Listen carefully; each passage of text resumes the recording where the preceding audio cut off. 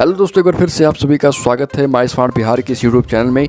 दोस्तों, अगर आपने अभी तक इस चैनल को सब्सक्राइब नहीं किया तो बिहार की डेली ब्रेकिंग न्यूज़ 25 ताज़ा खबर को हर एक सुबह पाते रहने के लिए सब्सक्राइब करें माय स्मार्ट बिहार को वीडियो के नीचे दिए गए लाल बटन को दबाकर। और दोस्तों, अगर आप ये वीडियो फेसबुक पर देख रहे हैं तो फेसबुक पेज को फॉलो करना बिल्कुल ना भूलें। तो आइए दोस्तों, बिना समय गवाए खबरों की ओर चलते हैं। बिहार के सीएम नीतीश कुमार बाढ़ का जायजा लेने बाढ़ग्रस्त क्षेत्रों में निकल चुके हैं।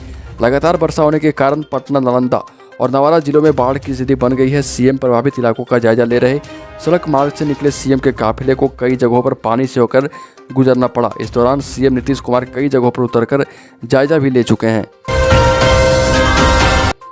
अगली खबर दोस्तों, बिहार में गांधी जयंती पर आयोजित मेगा वैक्सीनेशन में रिकॉर्ड टूट गया।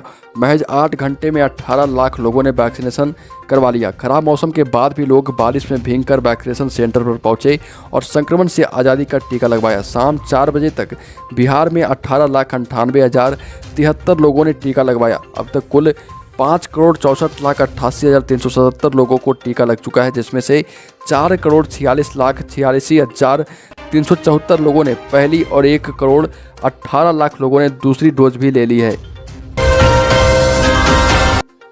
अगली खबर दोस्तों, बिहार के पुलिस डिपार्टमेंट के अंदर बड़ा बवाल हो गया। इसकी वजह है कि एक एसपी ने अपने ही प्रभाग के अंदर काम करने वाले एक सीनियर इंस्पेक्टर को बहन के नाम वाली गंदी गाली दी। गाली का प्रयोग एक बार नहीं किया गया बल्कि बार बार किया गया, जिससे सीनियर इंस्पेक्टर ही नहीं बल्कि इस बात की जानकारी मिलने के बाद बिहार पुलिस एसोसिएशन भी गुस्से में है। इंस्पेक्टर्स के इस एसोसिएशन ने इस मामले में सीधे मुख्यमंत्री नीतीश कुमार से हस्तक्षेप करने की मांग कर दी है। साथ ही गाली देने वाले एसपी साहब पर कार्रवाई की भी डिमांड कर दी गई है। इस बात के सामने आने के बाद से पुलिस मुख्यालय में हड़कंप मच गया है। अगली बड़ी खबर दोस्तों, चुनाव आयोग का चिराग को बड़ा झटका। पशुपति पारस के साथ वह भी नहीं कर पाएंगे चुनाव चिन्ह बंगले का उपयोग। बिहार विधानसभा की 2 सीटों पर होने वाले उपचुनाव की तैयारियों के बीच लोक जनशक्ति पार्टी के मुखिया चिराग पासवान और उनके चाचा पशुपति पारस को चुनाव आयोग ने बड़ा झटका दिया। पार्टी के चुनाव चिन्ह बंगला और इसके नाम के इस्तेमाल पर चुनाव आयोग ने तत्काल प्रभाव से रोक लगा दिया। इन दोनों को स्पष्ट रूप से लोजपा के नाम पार्टी के सिंबल का इस्तेमाल उपचुनाव के दौरान नहीं करने के आदेश दिए गए हैं। आपको बता दें कि अभी बिहार में दरभंगा के कुशेश्वर स्थान और मुंगेर के तारापुर सीट पर उपचुनाव होना है। चिराग दोनों सीटों पर अपना उम्मीदवार उतारने की तैयारी कर रहे थे। अगली बड़ी खबर, बिहार पोस्ट मानसून की चपेट में है। 30 सितंबर को मानसून का एंड हो गया। 1 अक्टूबर से पोस्ट मानसून का प्रभाव शुरू हो गया है।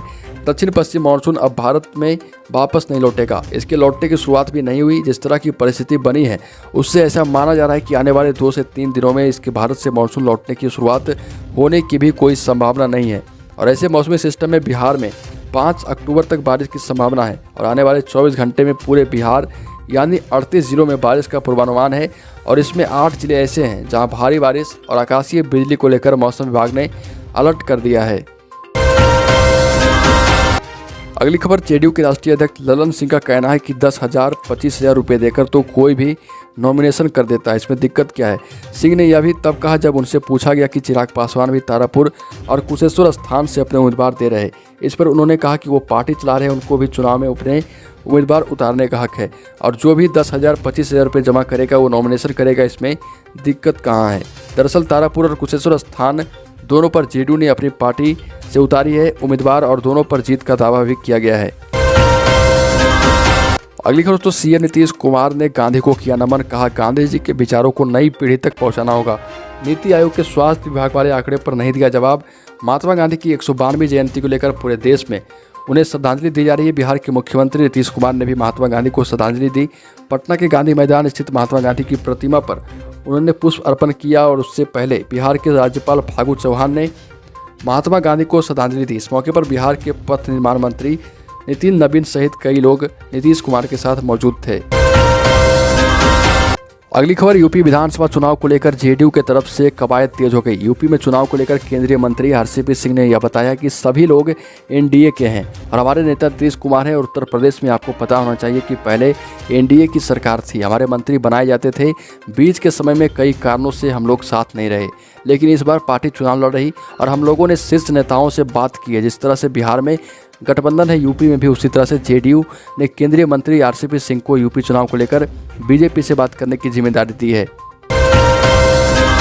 अगली बड़ी खबर दोस्तों, छात्र जनशक्ति परिषद की पोस्टर से तेजस्वी को गायब कर दिया गया। राजधानी में लगाए गए तेज प्रताप यादव की छात्र जनशक्ति परिषद की कार्यशाला के पोस्टर में तेजस्वी कहीं भी नहीं है।